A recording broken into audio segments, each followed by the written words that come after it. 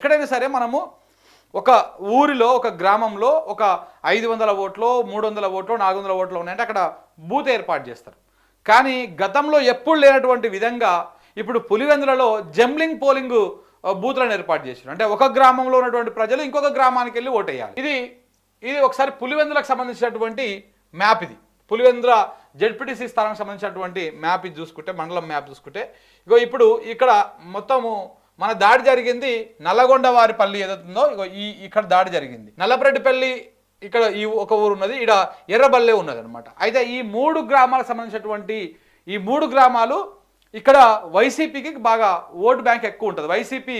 Cutter YCP belt అనమాట. ఈ 3 గ్రామాలు దాదాపు 4 నుంచి 5,000 ఓట్లు ఈ 3 గ్రామాలలో ఉంటాయి. అయితే ఇక్కడ ఉన్నటువంటి ఈ 3 గ్రామాల ప్రజలను ఓటర్లను కొంత భయభ్రాంతులకు గురి చేయడం కోసము ఇక్కడ ఉన్నటువంటి వాళ్ళు ఇక్కడ పోయి ఓటేయాలి, ఇక్కడ ఉన్నటువంటి వాళ్ళు ఇక్కడ వచ్చి ఓటేయాలి, కొంతమంది ఇక్కడ పోయి నల్లగొండ వారి పెళ్లికి పోవాలి, కొంతమంది ఇటు రావాలి. అంటే అక్కడ వాళ్ళు ఇక్కడ వాళ్ళు అక్కడ పోవడానికి ప్రయత్నాలు అట్లా బూతులను మార్చేసారు. ఒకసారి ఇక్కడ ఎక్కడి నుంచి ఎక్కడికి మారో చూస్తే ఇగో ఇక్కడ 1 నుంచి 834 ఓట్లు ఉన్నటువంటి ఈ బూతుని ఎక్కడికి మార్చారంటే ఎర్రబల్లి మండల పరిషత్ ఎలిమెంటరీ స్కూల్ నుంచి నల్లపరెడ్డిపల్లి స్కూల్కు మార్చారు. ఇక్కడి నుంచి ఇక్కడికి పోవడానికి 2 కిలోమీటర్లు ఉంటుంది. ఈ 2 కిలోమీటర్లు వీళ్ళు నడుచుకుంటూ పోవాలన్నా లేకపోతే బండ్ల మీద పోవాలన్నా కొంత ఇప్పుడు ఆ పరిస్థితులు ఎట్లా ఉన్నాయి.